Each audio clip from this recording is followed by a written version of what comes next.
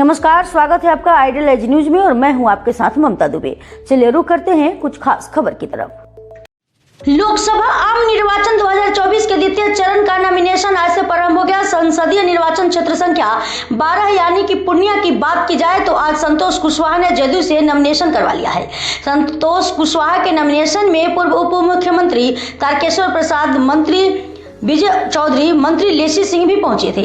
Nomination के उपरांत पूर्णिया के इंदिरा गांधी स्टेडियम में जनसंवाद किया गया, जिसमें सभी मंत्री उपस्थित थे। आइए आपको दिखाते हैं कि नॉमिनेशन के बाद संतोष कुशवाहा ने क्या कुछ कहा, उप मुख्यमंत्री तारकेश्वर प्रसाद ने क्या कुछ कहा। कुछ झलक आपको इंदिरा गांधी स्टेडियम के भी दिखाते हैं। आइडियल एज न्यूज के लिए एंकर ममता दुबे के साथ शशिकांत की रिपोर्ट।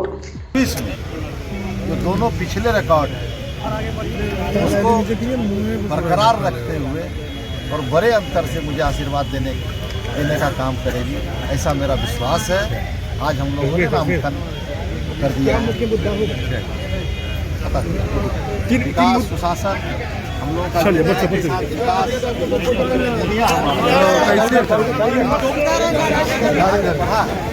और दुनिया का जो अमन चैन भाईचारा बरकरार रहे, इसके लिए हम काम करेंगे।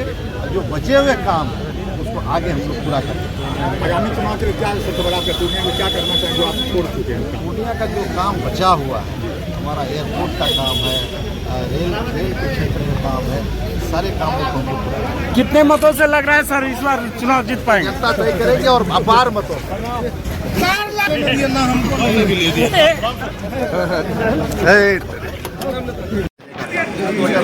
जनता ने आशीर्वाद देने का काम किया।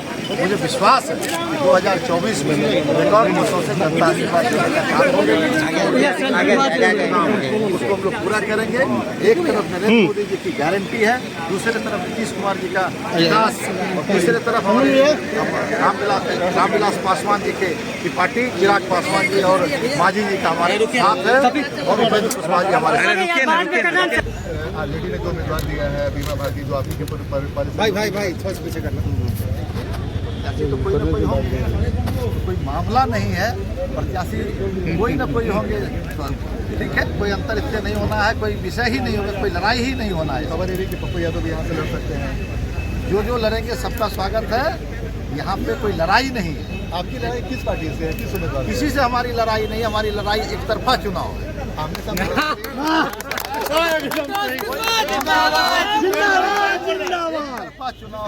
कोई चुनौती नहीं जाएंगे।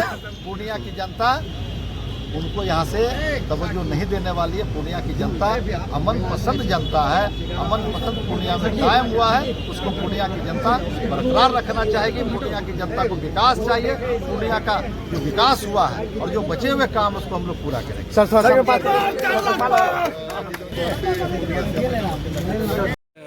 नामांकन हुआ है एनडीए आज एनडीए की ओर से लोकसभा क्षेत्र के चुनाव के संदर्भ में नामांकन हुआ है। जी। और आने वाले दिनों में जो चुनाव है उसमें पूर्णिया के मतदाता, पूर्णिया के लोग एनडीए के साथ हैं। हम सबों का सबल नेतृत्व है। केंद्र में यशस्वी प्रधानमंत्री श्री नरेंद्र मोदी जी के नेतृत्व में, बिहार में यशस्वी मुख्यमंत्री जिनके नेतृत्व में लंबे अरसे से हम सबों ने काम किया है। और दोनों ऐसा सबल नेतृत्व है जिन्होंने देश को और राज्य को एक नई दिशा दी है। तो स्वाभाविक है कि पूर्णिया के लोग इन सारी चीज़ों को समझते हैं, इसलिए लगातार पूर्णिया एनडीए के पक्ष में रहा है और इस बार भी भारी मोहब्बत से हम सब जीते। मुख्य मुद्दे क्या होंगे इस चुनाव के सर? अरे देखिए, हम सब एक विकसित भारत के निर्माण की ओर बढ़े हैं और जो स्थानीय भी कुछ समस्याएं होती है, उन समस्याओं को भी हमारे माननीय सांसद और हमारे इस बार के उम्मीदवार श्री संतोष कुशवाहा जी ने काफ़ी स्पष्ट तौर पर भी स्थानीय मुद्दों की भी चर्चा की है। जो पूर्णिया की जन आकांक्षाएं हैं उस पर हमारे उम्मीदवार, हमारी सरकार, हमारा नेतृत्व खरा उतरेगा। धन्यवाद।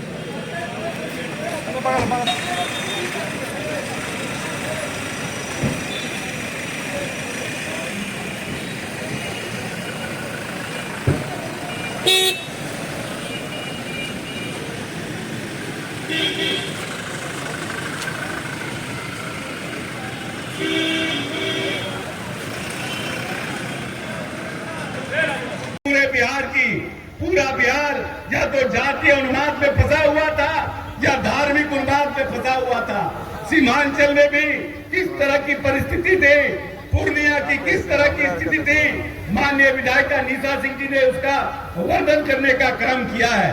और किस परिस्थिति में यह बिहार था, कहीं रंगदारी के लिए लोग मारे जाते थे, कहीं जाति और वाद के लिए लोग मारे जाते थे, कहीं डॉक्टर को उठा लिया जाता था, कहीं कोई व्यापारी को उठा लिया जाता था। माननीय नेता ने इस प्रदेश को पूरी तरह से शांति बहाल करने का काम किया और इस प्रदेश के व्यापार के जो व्यापारी जगत थे उनको फलने फूलने का मौका देने का काम किया।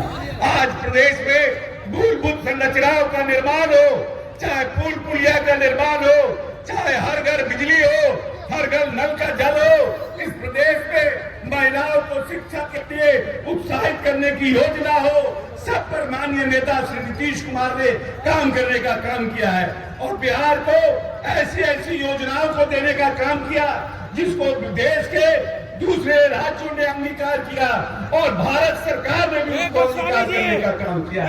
इसीलिए हम मानते हैं कि माननीय नेता ने पूरी शिद्दत के साथ एक अभिभावक के रूप में इस बिहार को आगे बढ़ाने का काम किया है। हम सब लोग आपके बीच चुनाव के समय में आते हैं और अपने मेहनताना को मांगने का काम करते हैं। जिस तरह से माननीय नेता ने इस 18 वर्षों में काम करके इस प्रदेश की मूलभूत संरचनाओं के विकास के साथ साथ आने वाली पीढ़ी को भी सशक्त और मजबूत करने के लिए शिक्षा के क्षेत्र में काम किया, पूर्णिया में विश्वविद्यालय देने का काम किया, पूर्णिया में अस्पताल देने का काम किया, पूर्णिया में इंजीनियरिंग कॉलेज देने का काम किया। इसीलिए हम आपसे अपने नेता के मेहनताना के बदले उनके हक के लिए आपसे वोट मांगने के लिए आए हैं। माननीय नेता श्री नरेंद्र मोदी जी ने अपने 10 वर्ष के कार्यकाल में पूरे देश में यह स्वाभिमान जगाने का काम किया है कि हम भारतवर्ष के लोग इस देश को और आगे बढ़ाने में सक्षम हैं और इसीलिए हम सब लोग मिलकर के इस चुनाव को लड़ने का काम कर रहे हैं।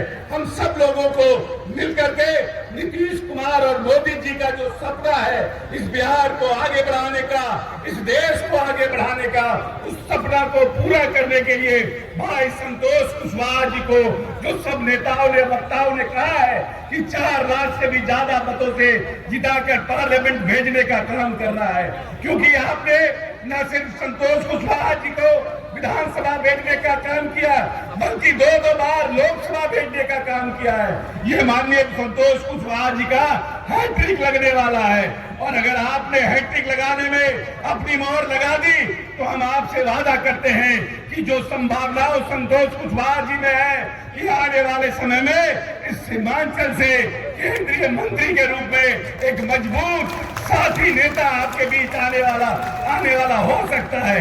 इसीलिए आपसे यही आग्रह करेंगे, पूर्णिया के पास एक मौका है और जो लोग अभी चुनाव लड़ने उनके विरुद्ध आ रहे हैं, जिन लोगों की चर्चा है उन लोगों के हालात क्या है, एक तो जातीय अनुवाद में फंसा हुआ व्यक्ति है और दूसरा एक व्यक्ति जो हमारी पार्टी में माननीय नेता ने जिसको बार बार टिकट देके जिताने का काम किया, वो इस बार माननीय नेता को ही फ्लोर पर गिराने का काम कर रहा था, जिसी ने पाल पोस करके बड़ा किया, जिस पिता ने उसे संस्कार दिया, जिस पिता ने उसको सिखाने का काम किया, जिस पिता ने राजनीति का काला पढ़ाया, आज उसी पिता के पीठ में छुरा घोंपने का काम कर रही थी। इसीलिए पार्टी ने उस पर जब कार्रवाई किया तो आज दूसरे पार्टी से जिंदा लेके आना चाह रही है। इसीलिए वैसे धोखाधड़ी करने वालों को और जो जातीय अनुवाद में इस प्रदेश में जिस तरह से इस प्रदेश में जातीय अनुवाद में फंसा करके लोगों को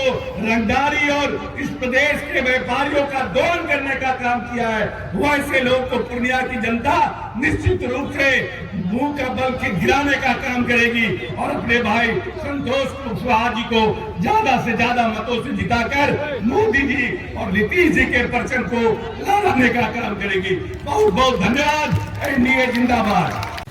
जी हाँ, नमस्कार। मैं बॉलीवुड एक्टर और प्रोड्यूसर रवि सुधा चौधरी और आप सभी दर्शकों से गुजारिश है कि आइडियल आई न्यूज़ के आप लाइक करें, सब्सक्राइब करें और शेयर भी करते रहें हर नई वीडियो को।